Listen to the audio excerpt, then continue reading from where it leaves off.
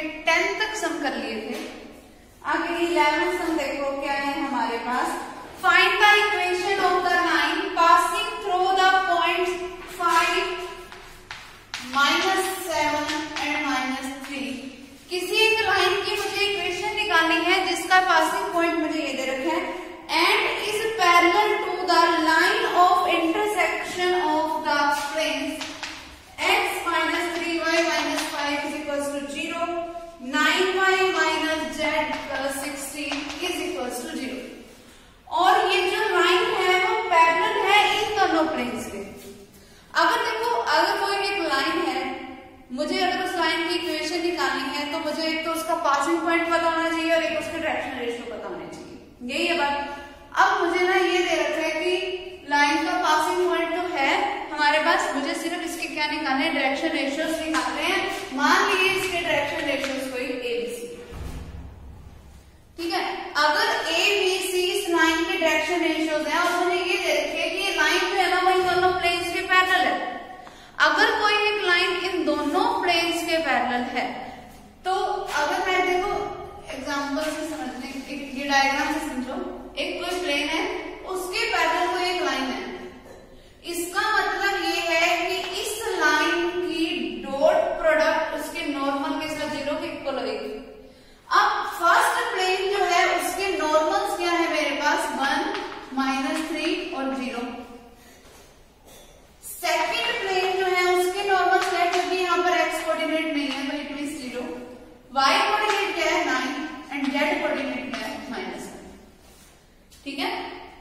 Line की plane, अगर line और प्लेन आपस में दोनों पैरेलल है तो प्लेन के ऊपर कोई नॉर्मल होगा तो लाइन और नॉर्मल के बीच में जो एंगल होगा वो क्या होगा 90 डिग्री का होगा।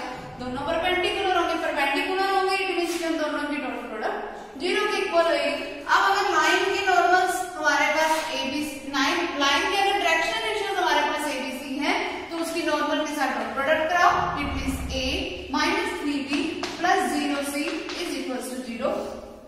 फिर इसके साथ कराओगे 0A + 9B - C is equals to 0 और सिर्फ क्रॉस मल्टीप्लिकेशन मेथड से इसको सोल्व करना है। हमारे पास ABC की वैल्यू आ जाएगी और जो हमारे पास लाइन की जनरल इक्वेशन होती है x - x1, x1 क्या है 5 डिवाइडेड बाय में जो हमारे पास a की वैल्यू आएगी वो लोग। फिर y + 7 बाय में जो b की वैल्यू आएगी वो is equals to z + 3 divided by में जो c की वैल्यू आएगी वो। ये हमारे पास क्या हो जाएगी किसी भी लाइन की जनरल इक्वेशन। आगे समझ। नेक्स्ट हम देखो 12th sum, find the equation of the plane passing through the intersection of two planes। किसी एक ऐसी प्लेन की इक्वेशन निकालनी है जो इन दोनों प्लेन के इंटरसेक्शन से पास आउट हो रही है। ये है मेरे पास कोई पहला प्लेन और मेरे पास दूसरा प्लेन क्या है 2i + 3j - k + 4 is equals to 0। ये हमारे पास कोई फर्स्ट प्लेन है, ये कोई सेकंड प्लेन है। अब किसी एक ऐसे प्लेन की इक्वेशन निकालनी है जो इनके इंटरसेक्शन से पास आउट हो रही है, इसमें मुझे दोनों प्लेन्स का क्या लेना है इंटरसेक्शन। तो क्या बनेगा r वेक्टर डॉट में फर्स्ट नॉर्मल यानी कि i + j + k plus lambda times of second के नॉर्मल्स, वो क्या है मेरे पास 2i + 3j - k। ये बन गया। फिर क्या आएगा, ये 1 इधर आके क्या आ जाएगा माइनस का, तो ये क्या बन गया -1 प्लस में 4 लैम्डा is equals to 0। ये बन गया इन दोनों में इंटरसेक्शन। अब इंटरसेक्शन तो बन गया, उसके बाद देखो हमें क्या बोल रखा है कि ये जो प्लेन जिसकी मुझे इक्वेशन निकालनी है ना वो पैरेलल टू x एक्सिस है। अगर वो प्लेन जिसकी मुझे इक्वेशन निकालनी है वो पैरेलल टू x एक्सिस है, इसका मतलब उसके y और z कोऑर्डिनेट्स की तो वैल्यू होगी और x कोऑर्डिनेट क्या आएगा 0। अगर x कोऑर्डिनेट 0 होगा तो हमारे पास ये प्लेन देखो, पहले इसके i j k वाले एक तरफ करो, i वाले को एक तरफ करोगे, यहाँ से क्या आएगा 1 और यहाँ से क्या आएगा 2 लैम्डा प्लस j इंटू यहाँ से क्या आएगा 1 और यहाँ से 3 लैम्डा प्लस k इंटू में यहाँ से आएगा 1 और यहाँ से आएगा -3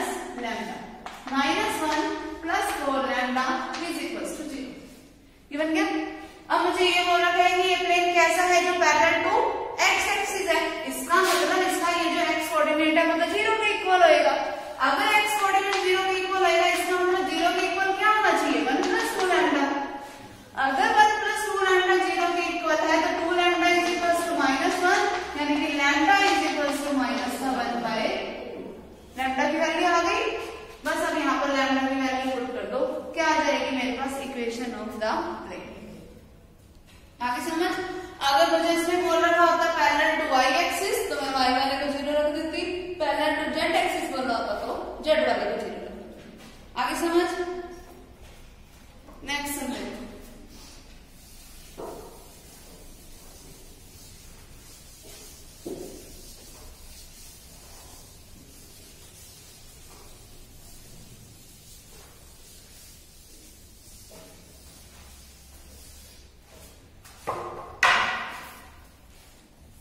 Find the equation of the plane which contains the line of intersection of planes। कोई दो planes के intersection का, तो वो दो planes हैं कौन कौन से?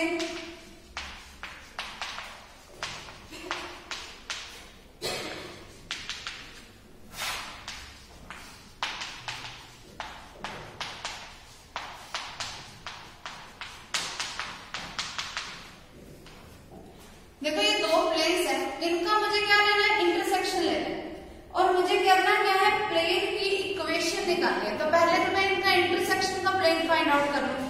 अगर मैं इनके इंटरसेक्शन का प्लेन फाइंड आउट करूं तो वो क्या बनेगा r वेक्टर डॉट पहले फर्स्ट प्लेन का normal i cap minus 2j cap plus 3k cap, फिर प्लस में क्या आएगा लैम्डा टाइम्स ऑफ सेकंड वाले के नॉर्मल्स मींस माइनस का 2i कैप प्लस का j कैप प्लस का k कैप, फिर जो इनके हमारे पास क्यू की वैल्यू है माइनस का 4 plus 5 lambda is equals to 0।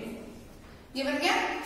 अब इनको इकट्ठा करेंगे हम r vector dot i cap वाले एक तरफ करो मींस क्या आएगा 1 माइनस 2 लैम्डा, j कैप वाले इकट्ठे करोगे तो यहाँ से आएगा माइनस का 2 और यहाँ से क्या आएगा प्लस का लैम्डा। ठीक है। फिर k कैप वाले इकट्ठे करोगे तो k कैप इनटू में यहाँ से आएगा प्लस का 3 और यहाँ से आएगा लैम्डा। समझ आ गया। फिर माइनस का 4 प्लस का 5 लैम्डा इज इक्वल्स टू 0। बन गया इतना। अब आगे देखो हमें क्वेश्चन में क्या बोल रखा है, whose intercept on x axis is equals to that of y axis। कि इनके जो इंटरसेप्ट है ना x एक्सिस का इंटरसेप्ट क्या है ये वाला, y एक्सिस का इंटरसेप्ट क्या है ये वाला, ये दोनों आपस में मुझे इक्वल दे रखे हैं। इट मींस 1 माइनस 2 लैम्डा किसके इक्वल है माइनस के 2 प्लस लैम्डा के, ये 2 लैम्डा उधर जाके प्लस का हो गया, 3 लैम्डा इज इक्वल्स टू ये 2 इधर आके प्लस का हो गया इज इक्वल्स टू लैम्डा की वैल्यू क्या आ गई 1। लैम्डा की ये जो वैल्यू है ये यहाँ पर पुट करो, मेरे पास क्या आ जाएगी इक्वेशन ऑफ द प्लेन। आगे समझ। नेक्स्ट देखो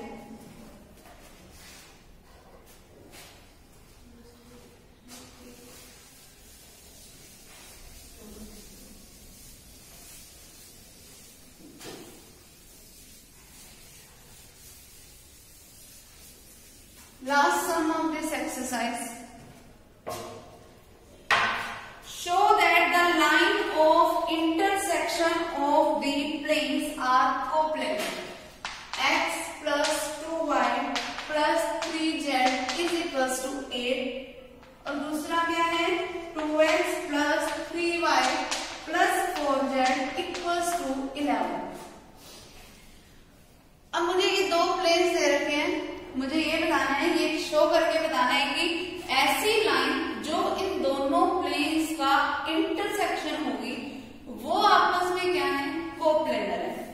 कोप्लेनर किस लाइन के साथ, एक लाइन और मुझे दे रखी है वो है हमारे पास x plus 1/1 y plus 1/2 z plus 1/3। ठीक है। देखो इनका अगर ध्यान से स्टेटमेंट पढ़ो, मुझे बोल रहा है कि ये दो प्लेनों का इंटरसेक्शन करके मुझे कोई एक लाइन मिलती है और मुझे उस लाइन को कोप्लेनर बताना है इस लाइन के साथ। अगर देखो सीधी सी बात है, अगर कोई दो प्लेन इंटरसेक्ट कर रहे हैं ठीक है, और इंटरसेक्ट करते टाइम एक लाइन बन रही है। अगर एक लाइन बन रही है तो वो लाइन जो होएगी इनके जो नॉर्मल्स है उसके परपेंडिकुलर होएगी। एक तरीके से अगर इनके इंटरसेक्शन से कोई एक लाइन बन रही है तो वो इसके लिए पैरेलल होएगी। पैरेलल होएगी तो उनके नॉर्मल्स के लिए तो क्या काम करेगी, परपेंडिकुलर का काम करेगी। मान लो वो जो लाइन बन रही है उसके कुछ डायरेक्शन रेशियोज है एबीसी, ठीक है, मैंने मान लिया जो लाइन बन रही है उसके कुछ डायरेक्शन रेशियोज है एबीसी, और इसके जो नॉर्मल्स है वो क्या है 1 2 3, और इसके जो नॉर्मल्स है वो 2 3 4 है। अगर ये लाइन ऐसी है जिसके डायरेक्शन रेशियोज एबीसी है जो इनके पैरेलल है तो इनके नॉर्मल्स के तो परपेंडिकुलर होगी, मतलब उनकी डॉट प्रोडक्ट क्या बन जाएगी a plus 2b plus 3c is equals to 0, ये बन गई। फिर अगले वाले के लिए क्या बनेगी 2a plus 3b plus 4c is equals to 0, ठीक है। सोल्व करूंगी मैं, क्या बनेगा a बाय, इसको छोड़ दो, क्या बनेगा 8 minus 9 minus 1 is equals to b by, अब इसको छोड़ो, क्या बनेगा 4 माइनस 6 माइनस का 2 और 8 माइनस वैसे ही लग गया b वाले के लिए, तो ये क्या हो गया प्लस का 2 is equals to c by, इसको छोड़ देंगे हम, क्या बनेगा 3 माइनस 4 यानी कि माइनस 1, यानी कि वो लाइन ऐसी है जिसके डायरेक्शन रेशियोज है मेरे पास -1 और 2 और -1, ये आ गया। अब देखो मुझे इस लाइन को जिसके डायरेक्शन रेशियोज है -1 2 और -1 टाइप के, मुझे इस लाइन को कोप्लेनर बताना है इस लाइन के साथ, मुझे इन दोनों लाइंस को एक दूसरे के साथ कोप्लेनर वाले में बताना है। देखो कोप्लेनर का मतलब क्या है कि ये वाली लाइन जो है, देखो वर्ड यूज हुआ कोलिनियर नहीं यूज हुआ, कोप्लेनर वर्ड यूज है।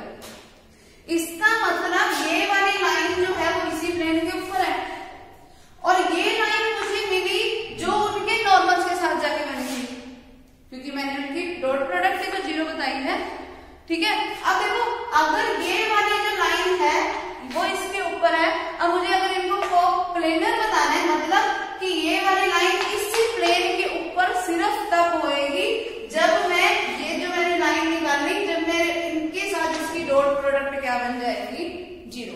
कोप्लेनर शो करने के लिए मैं करूंगी क्या, अगर ये वाली लाइन इस प्लेन के ऊपर सिर्फ तभी लाइन करेगी जब इस लाइन, ये वाली जो गिवन लाइन थी उसके डायरेक्शन रेशियोज क्या थे 1 2 3, ये जो मेरे को लाइन मिली उसके मेरे पास डायरेक्शन रेशियोज क्या है -1 2 और -1। अगर अब इनकी डॉट प्रोडक्ट 0 के इक्वल आ गई तब तो वो कोप्लेनर है, अदरवाइज नहीं। डॉट प्रोडक्ट करके देखो, -1 की 1 के साथ करोगे -1 आएगा, 2 की 2 के साथ करोगे 4 आएगा, 3 की -1 के साथ करोगे -3 आएगा, आ गया 0। तो इसका मतलब ये कोलिनियर कोप्लेनर है, कोप्लेनर हो गए। उसके बाद उसने पूछा also find the equation of the plane containing the, अब मुझे इक्वेशन ऑफ द प्लेन भी बतानी है जो इन सबको कंटेन करके चल रही है, मतलब मुझे उनका इंटरसेक्शन ऑफ प्लेन बताना है। तो इंटरसेक्शन ऑफ प्लेन मुझे बताना आता है कि x plus 2y plus 3z minus 8 plus lambda times of second plane लिख दो, 2x plus 3y plus 4z minus 11 is equals to 0, ये बन जाएगा उनका इंटरसेक्शन प्लेन। अब ये प्लेन कैसा है जिसने इस लाइन को अपने अंदर कंटेन कर रखा था, मतलब इस प्लेन का एक पासिंग पॉइंट मुझे क्या पता है -1 और -1, तो x y z की जगह पे ये पॉइंट पुट कर दो, वैल्यू किसकी आएगी लैम्डा की, लैम्डा की जो वैल्यू आएगी वो यहाँ पर पुट कर देंगे, मेरे पास क्या बन जाएगा इक्वेशन ऑफ द प्लेन, ठीक है, यही मुझे निकालना है। क्लियर है, तो ये एक्सरसाइज जो 13.10 थी वो हमारी कंप्लीट हो गई।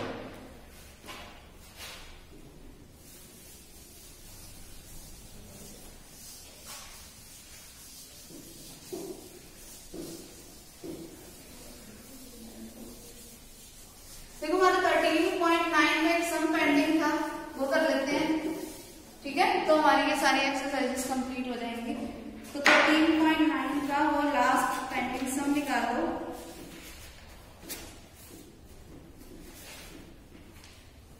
Prove that if a plane has intercepts A B C and is at then 1/a² plus 1/b² plus 1/c² is equal to 1/p²। ये मुझे शो करके बताना है। देखो अगर प्लेन के जनरल इंटरसेप्ट फॉर्म की बात करें वो क्या होती है, x/a plus y/b plus z/c is equal to 1। अब मुझे इनके इंटरसेप्ट दे रखे हैं क्या, a, b और c।